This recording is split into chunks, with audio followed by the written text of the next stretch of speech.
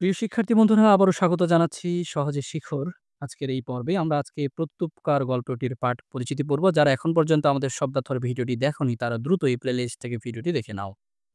তো পাঠ পরিচিতি অংশে আমরা দেখতে পাচ্ছি যে প্রত্যুপকার এই যে গল্পটি, সেখানকার পাঠ পরিচিতি খুব সুন্দর এবং সহজ ভাষায় এখানে উপস্থাপন করা হয়েছে। তোমরা যদি পাঠ পরিচিতিটি ভালো জানো তাহলে কিন্তু তোমাদের পরীক্ষায় সৃজনশীল লিখতে গেলে খুব সহজেই তুমি বানিয়ে লিখতে পারবে।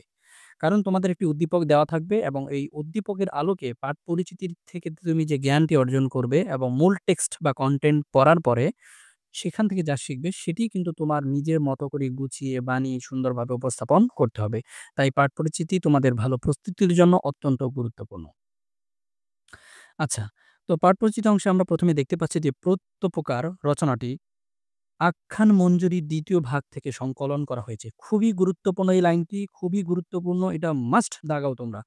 যে পরীক্ষায় আসবে যে এই যে প্রত্যুপকার গল্পটি কোথা থেকে নেওয়া হয়েছে? পরীক্ষায় কিন্তু এটা আসবে। তাহলে আমরা বলব কি? প্রত্যুপকার রচনাটি আখ্যান মঞ্জুরির ২য় ভাগ থেকে সংকলন করা হয়েছে। এটি ১ নম্বরের জন্য এমসিকিউতেও আসতে পারে। এটা কথায় আসতে পারে। আবার ওই যে সৃজনশীল প্রশ্নের ক নাম্বারে আসতে পারে। বুঝাতে পারছি? আচ্ছা। এরপরে এখানে বলছে যে ঈশ্বরচন্দ্র বিদ্যাসাগরের আখ্যান মঞ্জুরি রচিত হয় ১৮৬৮ খ্রিস্টাব্দে। এমসিকিউ আসতে পারে যে যে আখ্যান মঞ্জুরি রচনাটি কে লিখেছেন? ঈশ্বরচন্দ্র বিদ্যাসাগর।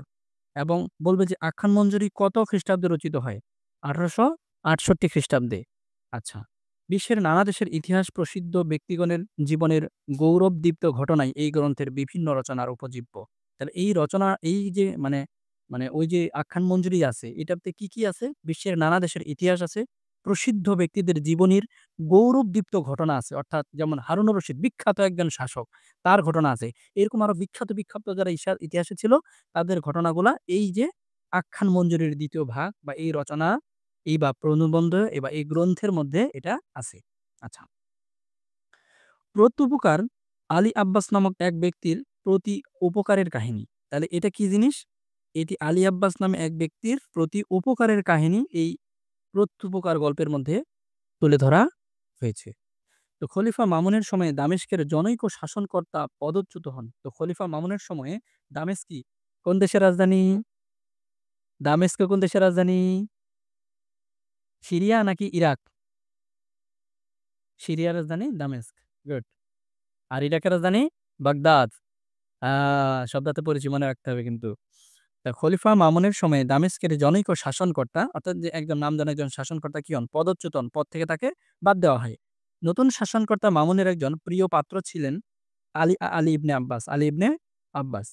তিনি স্থানীয় একজন সম্ভ্রান্ত ব্যক্তির তিনি বলছে কি তিনি স্থানীয় একজন সম্ভ্রান্ত ব্যক্তির কাছে আশ্রয় লাভ করে জীবন রক্ষা করেন। অর্থাৎ স্থানীয় একজন ব্যক্তির কাছে কি করেন? আশ্রয় লাভ করে তার জীবনটা রক্ষা করেন। তো পরবর্তীকালে আলী ইবনে আব্বাসের আশ্রয়দাতা আ ওই সম্ভ্রান্ত ব্যক্তিটি খলিফা মামুনের সৈন্যদল কর্তৃক বন্দী হন। কথাটা ভালো করে বুঝতে হবে। পরবর্তী ব্যক্তিটি খলিফা মামুনের সৈন্যদল কর্তৃক কি হন? বন্দী হন। এবং খলিফার নির্দেশে আলী ইবনে আব্বাসের গৃহে তাকে কি করা হয়? বন্দী করা হয়। আলী ইবনে আব্বাসের গৃহে তাকে বন্দী করা হয়। আচ্ছা।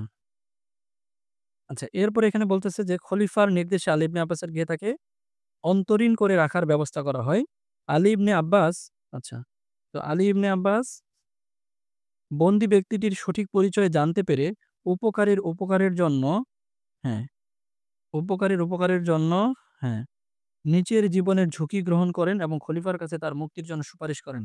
তাহলে আলী ইবনে আব্বাস ছিল খলিফার প্রিয় পাত্র। আর খলিফার প্রিয় পাত্র আলী ইবনে আব্বাস নিজের জীবনে ঝুঁকি নিয়ে খলিফার নির্দেশিত তাকে শাস্তি দেওয়া হয়েছে। কিন্তু সেই যে ব্যক্তিটা শাস্তিপ্রাপ্ত হয়েছে সে হয়তোবা তার কাছে মনে হচ্ছে সে নিরপরাধ বা তার দোষ নাই।